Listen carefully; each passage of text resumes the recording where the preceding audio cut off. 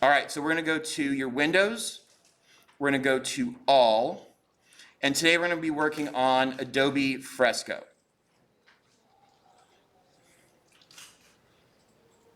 I have to move mine over to the right screen.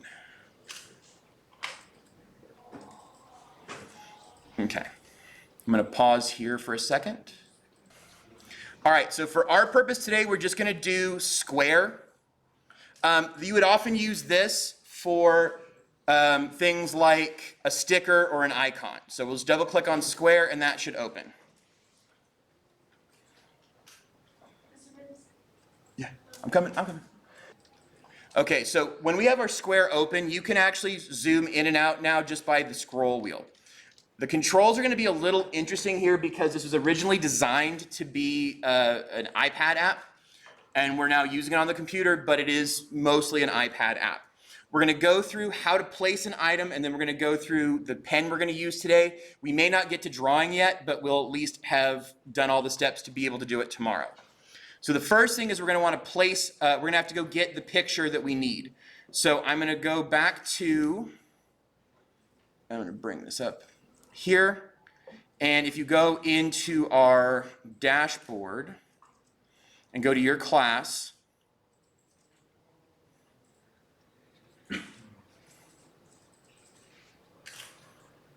you'll go into modules, and week 7's here, Intro to Digital Painting, Fresco, Vector Art, and there should be a picture of Mario right here. If you don't remember how to download, it's right click. So remember there's two buttons on your mouse, a left button and a right button. You're going to right click, save image as. Now, big thing here is I would probably put that in your pictures as well, only because you want to make sure the reference picture stays. If you delete the reference picture or something happens, then you're going to end up without it. So I'm just going to hit save and it's there. So going back here, your placement button is now just over here, this little picture guy, kind of like the one you would see on any other, sort of Windows-based or photo-based picture assignment. So you click on that, and we're going to go to Files, and we're going to talk about libraries in a little bit, but not today. And I'm just going to go look for Mario, and mine's down at the bottom here. And so now it's just placed. So I'm going to pause here for a second, and we'll come back to how to adjust it as soon as it's placed. All right, so from here, all you got to do before you hit done at the top right corner is click and drag. So we're going to click and drag to make it the right size. And remember, this is just a reference layer, so we don't worry about it being the same size as the square. We just make it big enough that it fits where we want it to. And once we're done, we're just going to hit done. And that gets us out of there and back into our normal controls. All right, so from here, I want you to notice your layer section on the right. So you have a background layer, and then they gave you a blank layer, and then the Mario layer. What we want from here is we actually want Mario to be below this blank layer. So we're just going to click, hold, and drag. So now you have a background layer, the Mario layer, and this blank layer where we're going to draw. I'll tell you when we get done, we're going to get rid of this background layer too, because if we want it to be a sticker or something that does not have a white background, that has to go. So from here, we're going to do a couple things. First off is we're going to lock these two layers. So if you either right click or long click, I think it's actually right click, you can lock your layer. All right, and we're going to lock the Mario layer too, so that we're only drawing on this last layer. And you can see what layer you're on because it's highlighted in, or not highlighted, it's circled in blue. Okay? So at this point, you should have Mario and your background layer locked, and there should be one blank layer on the top. Does anybody need help at this point?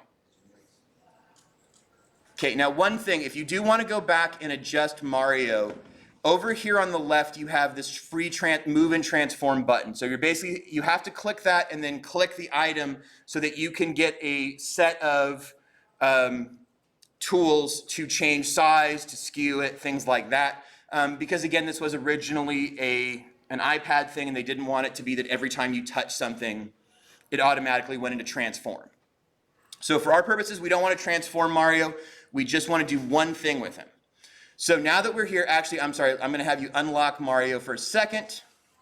And up here, you're going to see you have your layers, and then you have your layer properties, just like in Illustrator. And we're going to click our layer properties, and we're going to drop his opacity by half again. Do you remember why I want you to do that when you're using a reference layer? What happens if I try and draw on Mario and everything's the same opacity, it's the same intensity?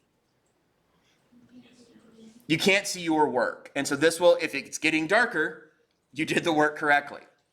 So there's a few other controls I want to go over before we move into the pen. So let me just, so first we're going to do is we're going to go to our 3 pens here. Now you have a raster pen, a watercolor pen, and a vector pen. The vector pen is the 3rd one down, and that's what we're using today. The reason we're using the vector pen is because this is a very, very straightforward, no gradient, no texture, no nothing picture. And so the vector pen is going to do the best job on recreating this.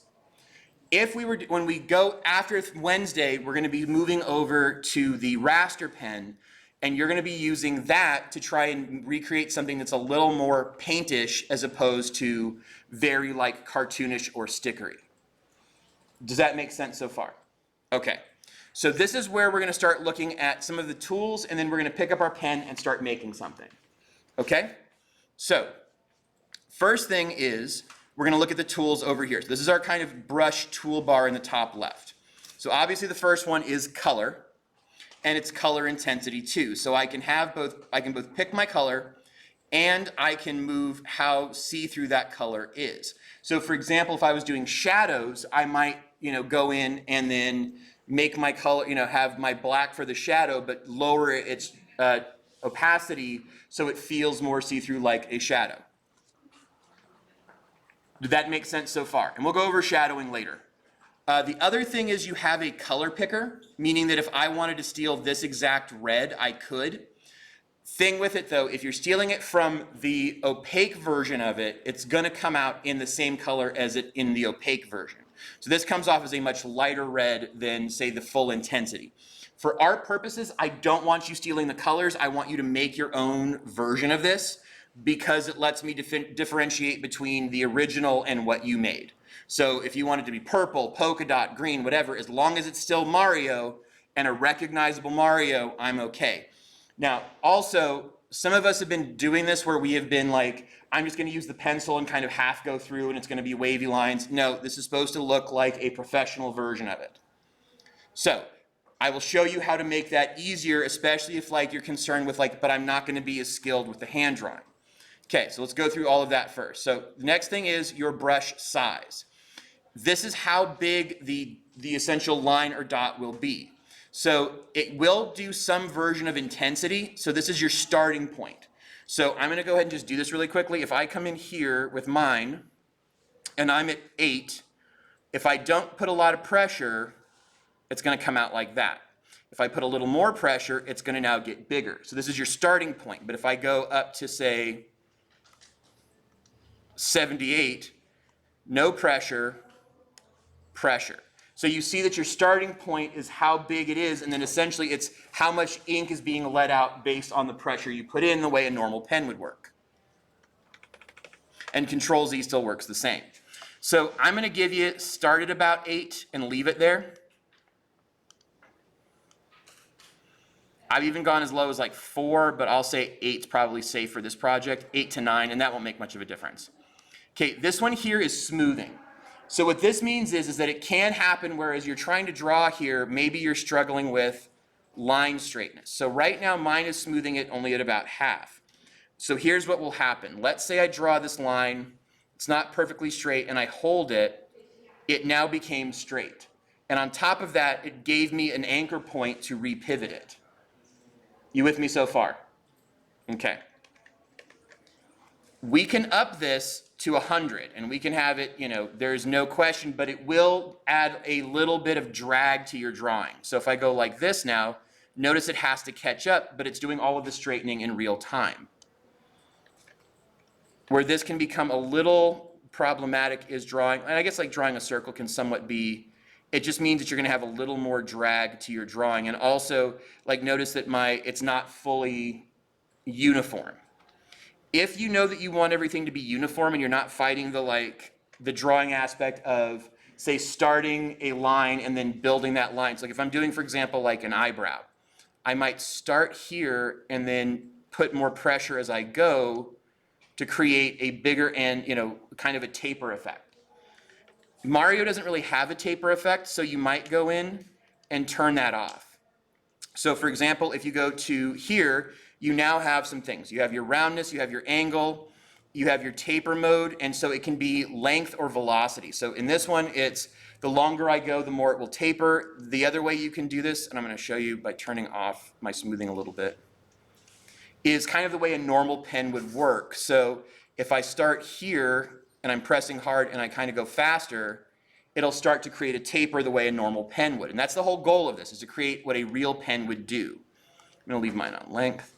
Pressure, you can go to the end of the taper by how much percent, so where you begin, where you end, and then your pressure dynamic. So for example, we have 100% pressure. If we wanted to, we could just turn that off altogether. And you can even adjust how you do it. So for example, if I go in and I change this around, it will change how pressure, and so now my pressure is like pretty heavy there. I'm going to cancel, I don't want that. And so I wouldn't mess with this at the moment, but if you wanted to simply just not have pressure running at that moment, you could. For our purposes, perfection is not our point here, it's just working on it. So we're at 10.5, and we're going to just, for right now, here's a couple things we can think about. Because this works a little differently, we don't have to worry about layers as much. They will still be helpful in some respects, but what'll happen here is, and I'm going to show you this really quickly. I'm going to go in, and I'm trying to think where's the easiest place to do this. So let's just go in, and I'm going to zoom in a little bit, and all you have to do is grab your mouse and zoom in. So I'm going to grab here. I'm going to zoom in. Okay. And if you hold, does spacebar do this still? No. Yeah, if you hold spacebar, it'll still move it like it did in Illustrator. I just want to draw his nose. Okay? So one of the rules for any shape is, what do you have to do? In order to get it, like if I'm using the pen tool, what do I have to do?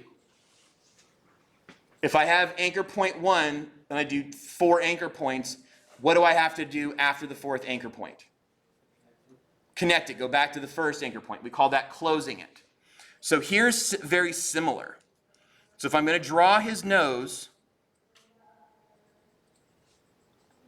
and I'm doing a bad job of it, but I'm not really worried about it right now.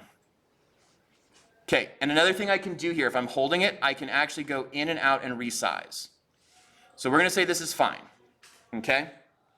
Now, normally I would have, a color spot like this. What I have is a fill. So I want to make this sort of a person color. So I could actually go up. I'm just going to make it whatever right now because I'm not super concerned with accuracy here. And so now I'm going to grab my fill color. And there you go. Now I have a fill color. Make sense? All right, now here's the other thing. So I'm going to go back to my pen. I'm going to go back to black again. And if you click on here, it'll actually give you the recently used colors. And I'm going to do his mustache. Now, the way we've done it before this, I would have to create his mustache on a separate layer and close it as a shape to fill it. Does that make sense? Here's the difference. I don't have to do that anymore. As long as it's connected to this line, I'm fine. But I will tell you, one of the biggest things you'll run into is you'll think it's connected, and because it's not pixel perfect, it might actually throw it off a little bit. So I'm going to go over and I'm going to draw the top of his mustache and stop. Now notice there's a problem there. It made this weird little angle. So I might Control Z out of that, and I might go, and I tend to work better going left to right. I'll leave that for now for time.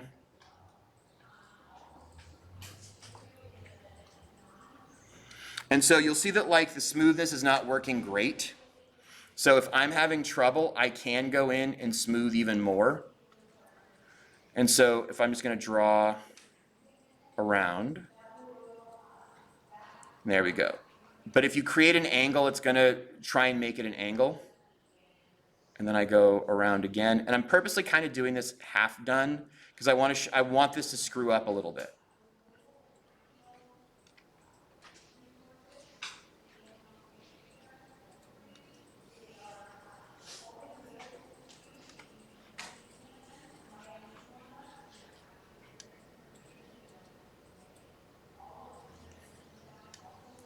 Okay, now based on what I just showed you, to get that mustache to be fully black, what should I do? What did I click on? The fill button. It's already on black. Okay, what happened? So I'm telling it to fill any area with black that is not closed off. So what did that tell me about my picture? I didn't close it. Very good. So I'm going to go in now, and this is one of the downsides of it, is you have to kind of go in and see where is there a gap. So like if I go over this way, that seems fine, that seems fine, that seems fine, right there. It's not closed. The nice thing is all I have to do is come back, go back to my brush and close it. So now let's go ahead and move through and make sure all of our other spots are closed. This one could be questionable. Let's go back up here. That looks fine. And then let's just double check and make sure that's fine. And now let's try our fill again.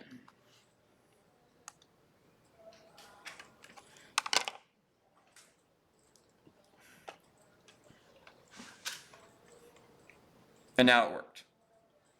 So what are the ups and downs of this? If you like to hand draw, this works great.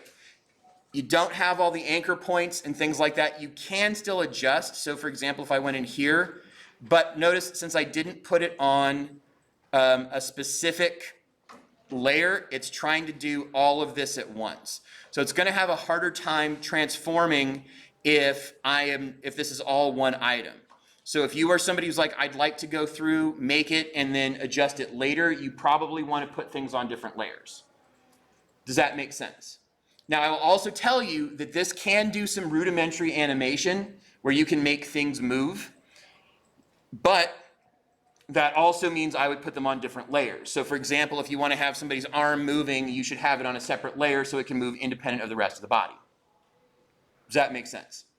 So for you guys, what I want you guys to do today is using just those tools, try and recreate your own Mario. So one of the questions one of the things I said was, should it look exactly like this Mario in color? No, why not? So I can see that it's yours, correct? But should you try your best to make it look like this Mario with the same sort of smooth lines?